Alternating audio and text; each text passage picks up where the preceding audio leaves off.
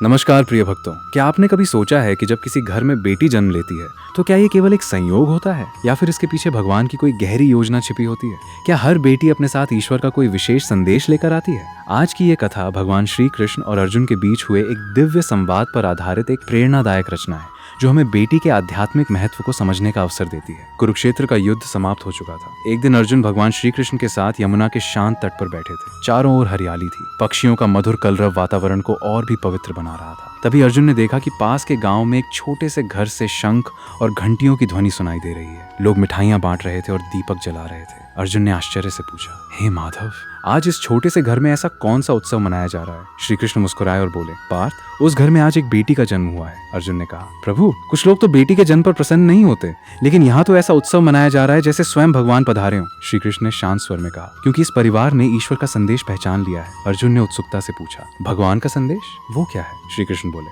जब किसी घर में बेटी जन्म लेती है तब मैं उस परिवार से कहता हूँ, मैंने तुम्हें प्रेम की परीक्षा के योग्य समझा है। अब देखना तुम इस दिव्य उपहार का कितना सम्मान करते हो। अर्जुन ध्यान से सुनने लगे। भगवान आगे बोले, बेटी केवल एक संतान नहीं होती, वो करुणा, ममता, सेवा और त्याग का जीवंत रूप होती है। जिस घर में उसका सम्मान होता है वहाँ मेरा आशीर्वाद स्वतः बना रहता है। फिर श्री कृष्ण ने अर्जुन को एक कथा सुनाई। एक छोटे से गाँव में हरिदास नाम का किसान रहता था। उसके पास बहुत धन नहीं था, लेकिन उसका मन भगवान की भक्ति से भरा हुआ था। कई वर्षों तक संतान न होने के बाद एक दिन उसकी पत्नी ने एक सुंदर कन्या को जन्म दिया। गांव के कुछ लोगों ने कहा, अरे बेटा होता तो वंश चलता। लेकिन हरिदास मुस्कुराया और बोला, ईश्वर जो देते हैं वही सबसे श्रेष्ठ होता है। उसने अपनी बेटी का नाम रखा आराध्या। हरिदास ने उसे बेटा बेटी का भेद किए बिना शिक्षा दी, संस्कार दिए और हमेशा कहा, तुम भगवान की अमानत हो। समय बीतता गया। आराध्या बड़ी हुई। वो हर सुबह मंदिर जाती, माता पिता की सेवा करती और गाँव के गरीब बच्चों को पढ़ाती। धीरे धीरे पूरे गाँव में उसका सम्मान होने लगा। एक वर्ष गाँव में भयंकर सूखा पड़ा। फसलें नष्ट हो गईं। लोग निराश हो गए। तब आराध्या ने गांव की महिलाओं को संगठित किया, वर्षा का जल बचाने की योजना बनाई, छोटे छोटे तालाब बनवाए, पेड़ लगवाए। कुछ ही वर्षों में वही गांव फिर से हरा भरा हो गया। लोग आश्चर्य से कहने लगे,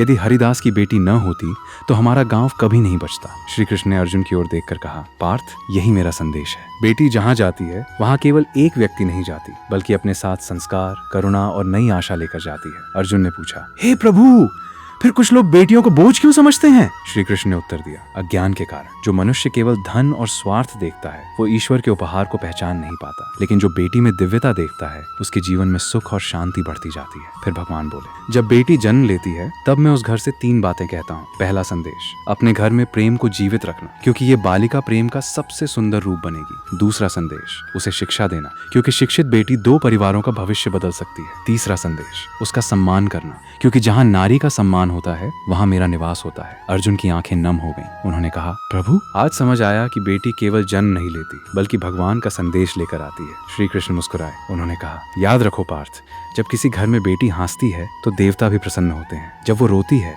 तो घर का सौभाग्य भी दुखी हो जाता है। इसलिए बेटी को सम्मान, सुरक्षा और प्रेम देना ही सच्ची पूजा है। अंत में श्री कृष्ण ने कहा, मनुष्य मंदिरों में मुझे खोजता है, लेकिन कई बार मैं उसके घर बेटी के रूप में करुणा, प्रेम और आशा का संदेश भेज देता हूँ। जो इस संदेश को समझ लेता है उसका जीवन धन्य हो जाता है। अर्जुन ने हाथ जोड़कर प्रणाम किया और बोले, हे वासुदेव, आज से मैं हर बेटी में आपके संदेश का दर्शन करूंगा। श्री कृष्ण ने आशीर्वाद देते हुए कहा, जिस घर में बेटी का सम्मान होता है वहाँ मेरा आशीर्वाद सदैव बना रहता है। कथा का संदेश, बेटी केवल परिवार की सदस्य नहीं बल्कि प्रेम, संस्कार और करुणा का प्रतीक है। ये कथा एक प्रेरणादायक आध्यात्मिक रचना है जिसका उद्देश्य बेटियों के सम्मान, शिक्षा और समानता का संदेश देना है।